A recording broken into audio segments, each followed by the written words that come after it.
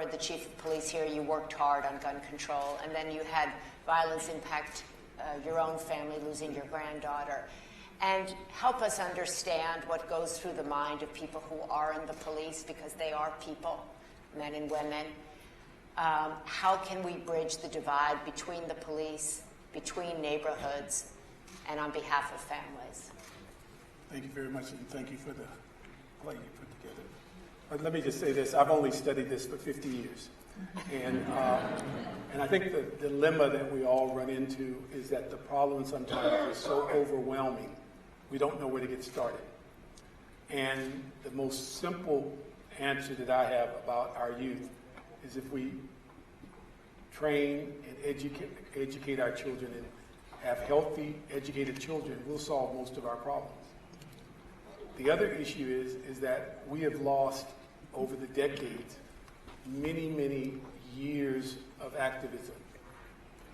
We have seen over the last several years that people are willing to show up and burn up a part of their town over a police shooting, but they are silent and invisible on a community-to-community homicide, which is significantly higher than police on citizen homicide.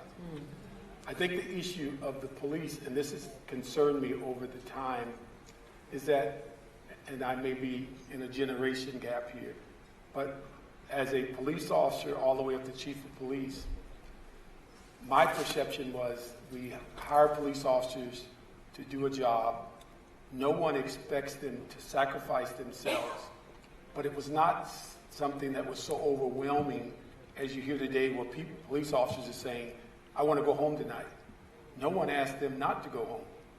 And if you go back and look at many of the incidents that come before us, a large part of them are based on poor tactics and putting themselves in more dangerous situations than they should. But at the moment of truth, you cannot expect them to say, I'm not going to defend myself, even though I may have gotten 2 feet closer to the person than I should have.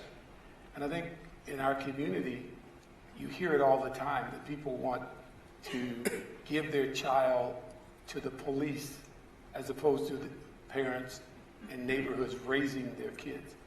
The police are hired in the sense of dealing with things often after the fact. They're very minimal operations on prevention. And just as we saw the young man Jimmy in the play, just remember there's literally hundreds of thousands of anti-Jimmys that are getting no attention. And if we keep ignoring them, and as a parent called me several years ago when the city announced that they had a gang czar and they were going to do all these programs for gang members, the parent called and said, does my kid have to join a gang to get access to the services? So we can't forget there's a lot of kids that find their way on this stage to perform and to do a lot of things that are not criminals, have not been exposed to criminal activity, find their way to weave through a neighborhood and not be a gang member, but know how to survive. And we need to make sure we support them also.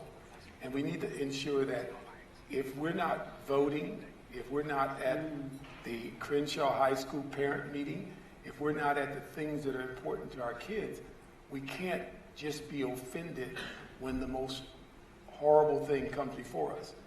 I experienced a situation at Crenshaw that came to mind when I looked at the tape. Crenshaw High was notified that they were decertified as an educational institution. And the meeting that they had with the parents, 500 people showed up in the gymnasium, screaming, hollering, tears in their eyes, snot coming out of their nose. A week later, when they were certified, 15 people showed up at the next parent meeting.